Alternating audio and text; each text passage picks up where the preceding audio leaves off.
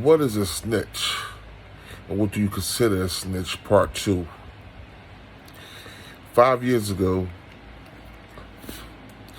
I did a show, like 7-minute show, or what is a snitch or what do you consider a snitch?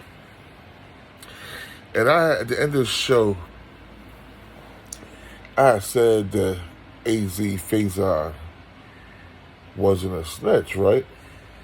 Because he didn't run on his competition. He just told them niggas that killed him. That killed his people and almost killed him. I didn't have all the facts of the case at the time. So let me start off by saying I was wrong. AZ Faison was a rat and a snitch as well. Reason number one, AZ Faison got an immunity deal. In order to get an immunity deal, they had to have something on them. And being though the guys who robbed him couldn't get in the safe, he couldn't open the safe.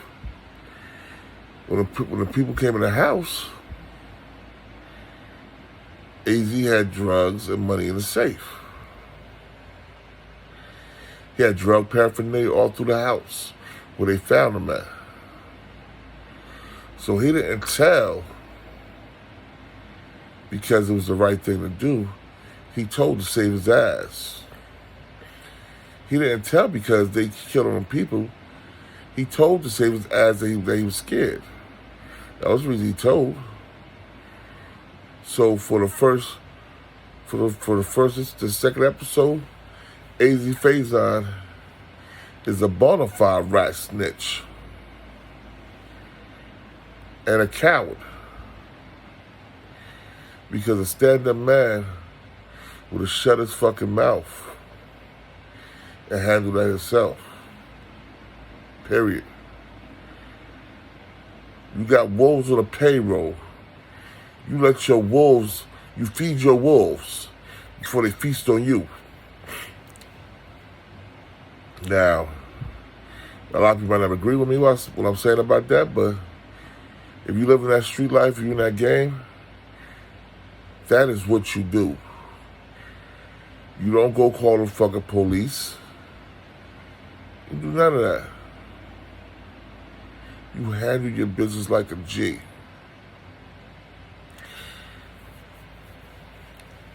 Snitch number 2 in this episode. Brianglazegibbs. Now Brianglazegibbs, he got him a channel. He got him a channel on YouTube. He doing real good numbers. He's saying he's there for the kids, but to me, it's still like he's trying to glorify his past behaviors,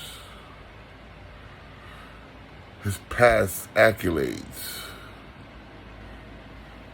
as a super killer kingpin that allegedly he wasn't. Because what I'm hearing from sources close to him, he was a do boy that happened to put some work in. He wasn't a kingpin. He wasn't even really a gangster. Because if he was a gangster, why would he tell?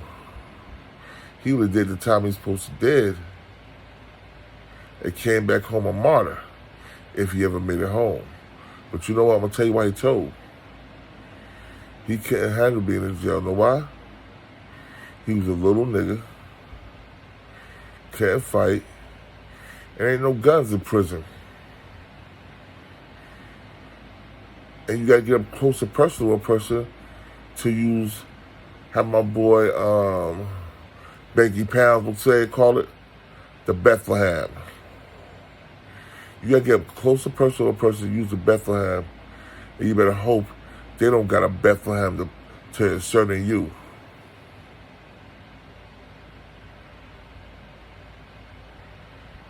That's some real shit. So, this nigga brung down the whole the whole Queens damn near. And some niggas in Brooklyn, but the whole Queens. He brought that Fat Cat Nichols crew.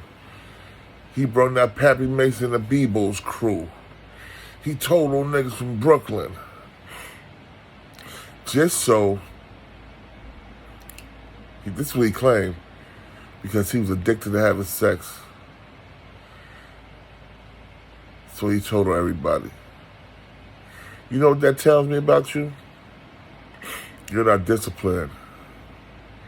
And if you would have got that time and they didn't care about what you was selling, you'd have been in prison making love to boys. Kissing boys in the mouth.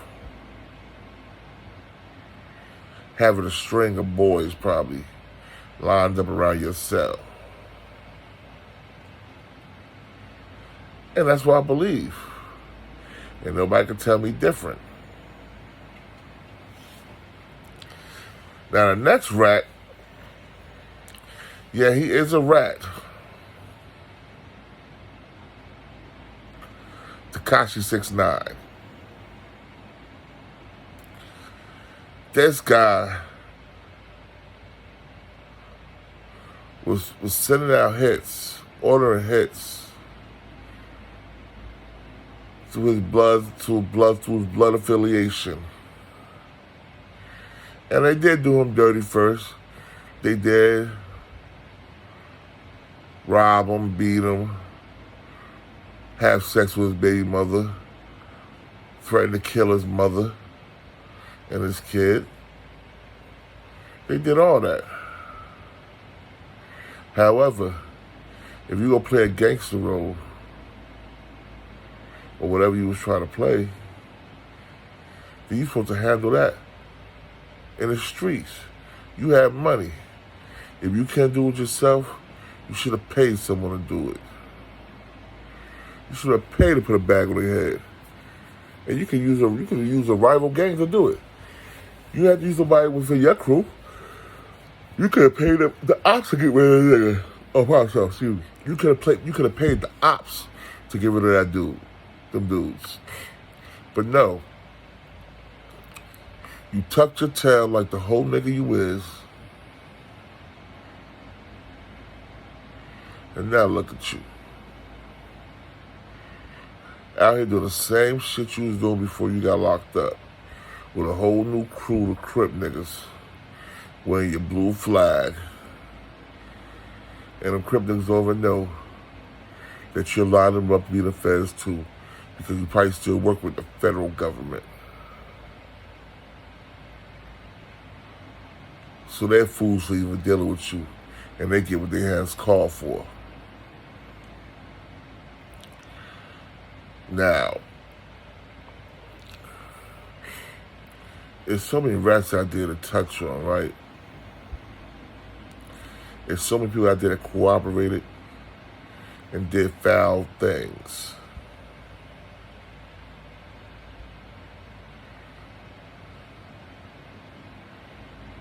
So, let me think of another rat. This other rat grew up with me. He was a part of the E-Poor posse. Jamel Dean, a.k.a. Lover J. Now this rat right here, he ain't just ratted on the E-Poor posse. He ratted on numerous organizations coming out of Elizabeth. Even when and you know what? They was stupid for trusting this guy after he ratted the first time. Second time, he got all the niggas from Eastwood that was in Pittsburgh football numbers. Because he turned to them and told them as well. And this nigga still walking around Elizabeth. Nigga still showing this dude love. You get no love this way. Why do you think when you send that friend request, I looked at it and I get the fuck out of here, and did not accept it and would never accept it. But you one of them little niggas too, so that's why you ratted, because you was scared to do time. You was scared somebody was gonna knock them buck teeth out your mouth. That's what it was. We talk about all the other niggas that ratted. I ain't just gonna talk about niggas from out of town that ratted. I'm gonna pull the rats up from my hood and put them on. Let them know that you will never be trusted, nigga. But yo, this is the King of New Jersey. This is Btbtv, where we bully the bullies. You already know what it is. It's rat hunting season. Peace. I'm out. We in the blood or crip, we doing our own thing. Btbtv that started his own gang, like nigga, what?